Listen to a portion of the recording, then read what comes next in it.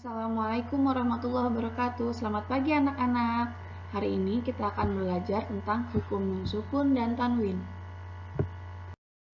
Sebelumnya, Ibu akan menjelaskan tentang pengertian ilmu tajwid.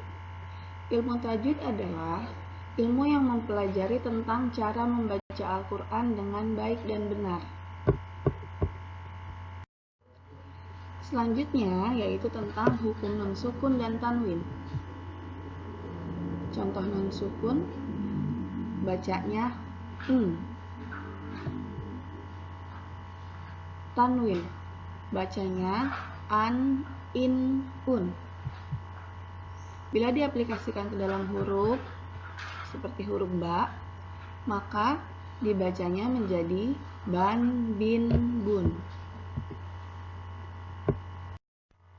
Hukum nun sukun dan tanwin yang kita bahas pertama kali yaitu tentang izhar. Menurut bahasa, izhar artinya jelas. Sedangkan menurut istilah yaitu apabila hukum bacaan nun sukun atau tanwin bertemu dengan salah satu huruf izhar yaitu alif, ha, ain, ha, ghain, ho, maka nun sukun atau tanwinnya terbaca dengan jelas. Contoh, pada kalimat min khauf, huruf nun sukun bertemu dengan kho, maka bunyi nun sukunnya dibaca dengan jelas, min khauf. Dan contoh kedua, ajrun ghairu, ajrun ghairu, tanwin bertemu dengan huruf gha, maka tanwinnya terbaca jelas, ajrun ghairu. Hukum nun sukun dan tanwin yang kedua yaitu idgham. Menurut bahasa, idgham artinya meleburkan atau memasukkan.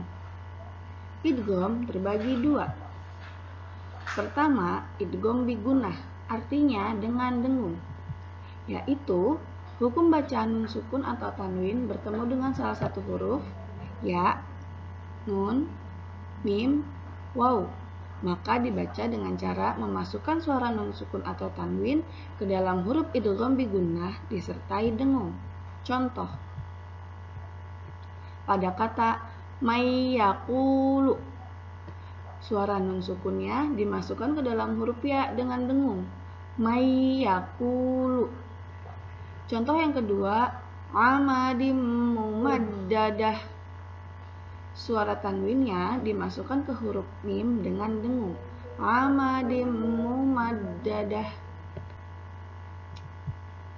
Idgham yang kedua yaitu idgham bila gunnah atau dengan tanpa dengung, yaitu hukum bacaan nun sukun atau tanwin bertemu dengan salah satu dari huruf lam atau ro, maka dibaca dengan cara memasukkan suara nun sukun atau tanwin ke dalam huruf idgham bila gunnah sepenuhnya tanpa disertai dengung.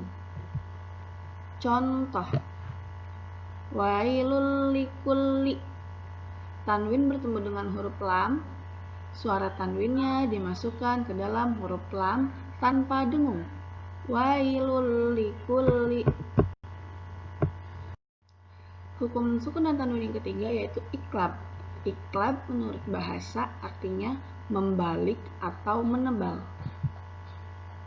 yaitu hukum bacaan nun sukun atau tanwin bertemu dengan huruf iqlab.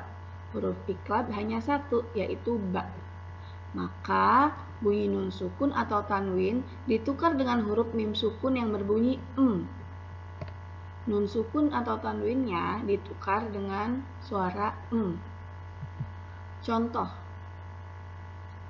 mim ba'di, nun sukun bertemu dengan huruf ba, bukan min ba'di tetapi mim ba'di.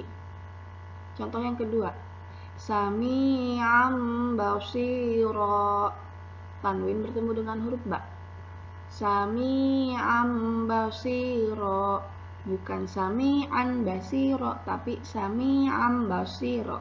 Jadi memasukkan suara di nun sukun dan tanwin. Hukum nun sukun atau tanwin yang terakhir yaitu ikhfa. Ikhfa menurut bahasa artinya menyamarkan atau menyembunyikan. yaitu huruf bacaan nun sukun atau tanwin bertemu dengan salah satu huruf ikhfa yang 15, yaitu ta, fa, jim, dal, zal, zai, sin, shin, sod, dod, to, zo, fa, qaf, kaf. Maka bunyi nun sukun atau tanwinnya harus samar-samar. Hurufnya banyak ya. Nah, huruf ikhfa itu merupakan huruf-huruf selain di 3 hukum nun sukun dan tanwin yang Ibu sebutkan sebelumnya. Contoh, masakulat, nun sukun bertemu dengan huruf sa, maka nun sukunnya dibaca samar-samar. Masakulat. Contoh kedua, ni'matin tujza, tanwin bertemu huruf ta, maka tanwinnya terbaca samar-samar. Ni'matin tujza. Baiklah, sekian penjelasan dari Ibu. Jangan lupa semangat belajar dan membaca Al-Quran. Kalau ada yang kurang dimengerti, boleh ditanyakan ke Ibu via WA ya. Akhirul kalam. Wassalamualaikum warahmatullahi wabarakatuh.